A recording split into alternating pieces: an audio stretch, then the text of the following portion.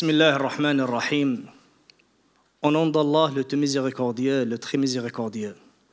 Son Excellence, Monsieur l'Ambassadeur.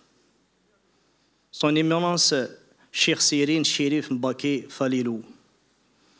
Les représentants des institutions religieuses, les chouyours, les universitaires et experts spécialistes de l'histoire et de patrimoine mouride, les conférenciers et écrivains, honorables organisateurs, distingués invités, mesdames et messieurs, assalamu alaikum wa rahmatullahi wa barakatuh. J'ai l'honneur de me tenir aujourd'hui parmi vous en tant que représentant directeur de la Grande Mosquée de Paris, Monsieur Maître Shamsuddin Hafiz, qui vous adresse ses salutations les plus sincères ainsi que ses profonds remerciements pour cette honorable invitation. Elle exprime également ses regrets les plus sincères de ne pouvoir être présent parmi nous aujourd'hui en raison de circonstances impératives. La Grande Mosquée de Paris exprime son soutien et sa solidarité avec cet événement de haute importance qui vise à mettre en lumière le précieux héritage laissé par l'imam et réformateur émérité Cheikh Ahmadou Bamba, qu'Allah lui fasse miséricorde. Qu'Allah lui fasse miséricorde.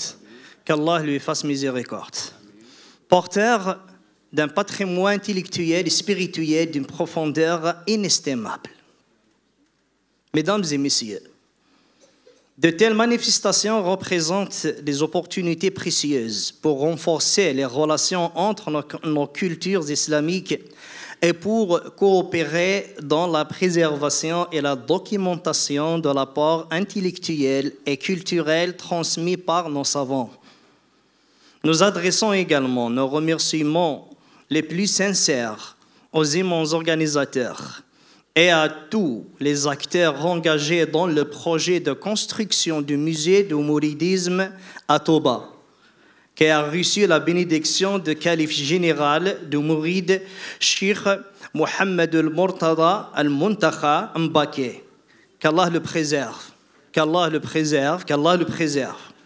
Nous invoquons Allah le Tout-Puissant pour que ce projet soit un édifice où l'on préserve les legs de ce grand érudit, qu'Allah lui fasse miséricorde. Et pour qu'il rassemble la génération musulmane autour des valeurs de la science et de la droiture. Il est bien connu de tous que le savoir occupe une place éminente en islam. Elle est la voie des prophètes et des pieux, et la voie des renouveaux et de l'élévation des nations et des communautés. Les étudiants de la connaissance, mes frères et mes sœurs, sont un dépôt précieux transmis par notre noble messager, que la prière d'Allah et son salut soient sur lui, car ils sont les héritiers des savants, lesquels sont les héritiers des prophètes. Ce que les gens du ciel et de la terre prient sur eux, comme il est rapporté dans nombreux hadiths du prophète sallallahu alayhi wa sallam. Et cette prière s'étend à tous ceux qui, de près ou de loin, servent la science et ceux qui en sont les porteurs. Nous avons tous le devoir de nous unir pour encourager la science et ses serviteurs et pour soutenir les projets de contribuer à enrichir et perpétuer un tel héritage et l'intention des générations futures.